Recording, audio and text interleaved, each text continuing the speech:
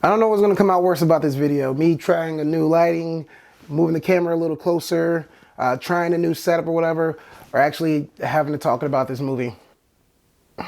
It's probably gonna be talking about this movie.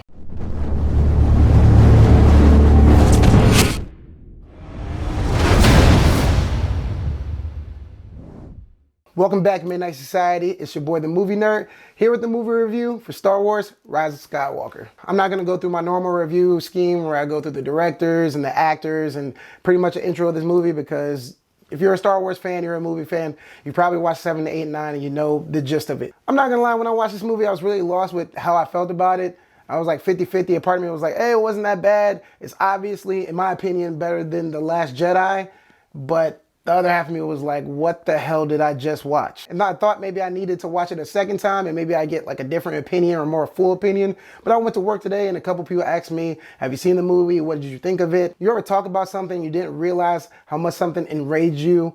Or you actually love something until you start going on a rant, you talk more about it, and you're like, okay, I actually know how I feel about it. That was this movie. That was this for me. I walked out of the movie theater feeling like a 50-50, came home, my wife asked me about it. I told her I felt 50-50, went to work. I thought it was 50-50, and from good to bad, it just started gravitating from not being 50-50, but bad and worse and horrible until I was just like, yeah.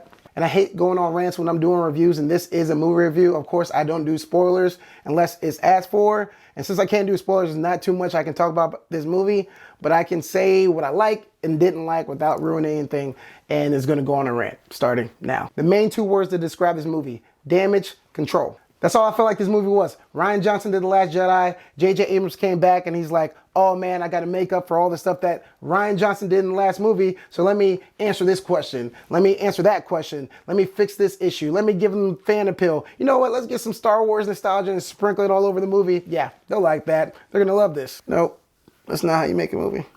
Not at all. And who am I to talk? I'm not some big producer or director. I'm just a movie fan that likes doing movie reviews. But in my opinion, I felt like it was hard to decipher if this was the whole plan for episode 9, or was he just trying to do damage control the whole time and keep it some type of consistent storyline.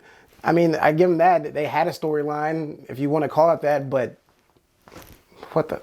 If Rise of Skywalker was a video game, Rey would definitely be the hack. It's like somebody went in and put all her attributes up there to 100. Like there's no stopping her. No spoiler, but there's one scene where a transport ship is going. They're like, hey, Rey, it's going. And she's just like, and I'm just watching like, okay.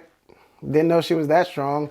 And that just happens over and over and over again. Where you're just like, when did she develop all these powers and these skills? And it took everybody years to become this Jedi Master. And lo and behold, this is like what, a year time frame or something like that. And she's this Jedi Master doing all these tricks. Like, it's not believable and it doesn't make sense. I mean, at least to me. I mean, if you watch this, let me know if it makes sense to you. Here's a positive. Kylo Ren, Ben Solo, I actually liked him in this movie. Adam Driver, when I first saw him in episode 7, I was like, But the way he acted in this movie, I actually enjoyed, and his evolution throughout this movie, it was probably the best evolution that I've seen in the last 3 episodes, besides, no, that's the only one. Like, I wish they would have utilized Finn more. He comes in episode 7, you think he's gonna be this huge character, which, yeah, he's a main character, but then, obviously in The Last Jedi, they just kind of like downplay him a little bit, and in this one, they just downplay him even more. It's like, why did you even do this stormtrooper that went rogue, which is a great storyline, and you just let it fall to the wayside? What the heck?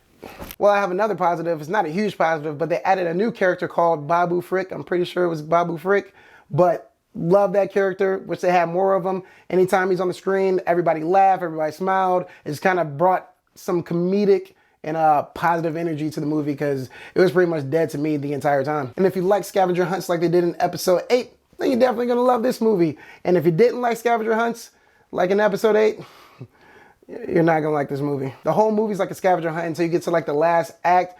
And then this for me was almost like It Chapter 2, where you get to this climax, you watch these movies, you get to the end, and the way they defeat the boss or whatever you want to call it, the way the movie ends, you're just kind of like, as I happened, like that wasn't climactic at all. I'm pretty sure those are the only 2 positives I can think about. Of course, the cinematography is great, the score as well, the acting is done pretty well, but that's pretty much it. And after talking to a couple people today, like I'm talking to them now, I realized the negative view of the movie was just sitting there dormant, festering, waiting to get out verbally and now I know how I feel about the movie. I mean, hey, on the bright side, at least I got this cool Star Wars little Rise of Skywalker bucket, this metal bucket, and I got this R2-D2 cup. There's like a straw that goes up here, and you can drink from there.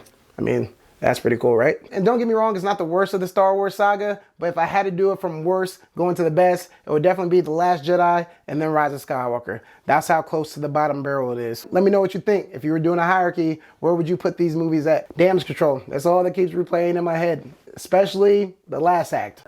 Last end of the second act, and definitely the third act, they start sprinkling damage control all over this dang on movie. You gotta say dang on, keep it clean for the kids, know what I mean? And when I mean sprinkle damage control, I mean nostalgia and trying to answer questions from The Last Jedi. But they don't even answer the questions well. Like, you're still sitting there trying to figure out, who is Snoke?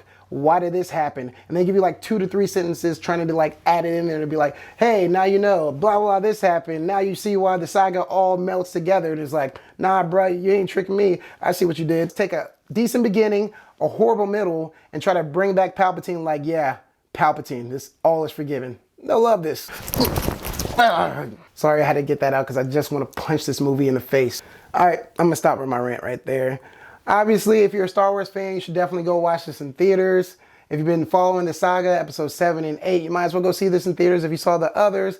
But other than that, if you're not following it, you just want a good movie to watch and you're like, hey, I just want to watch a movie, there's no need to go see this right now. Well, I guess I have to give it a grade, right? Sadly enough, I have to give Star Wars Rise of Skywalker a 2. You can wait for it to come out on Disney+. So Star Wars Rise of Skywalker, let me know what you think if you saw it, if you plan on going to see it, or if you don't plan on going to see it. And as always, if you like what you see here, like, comment, and subscribe. And as always, it's submitted for the approval of the Midnight Society. Now I'm gonna fill up this R2-D2 with tequila and drink my pain away. May the drunk be with you.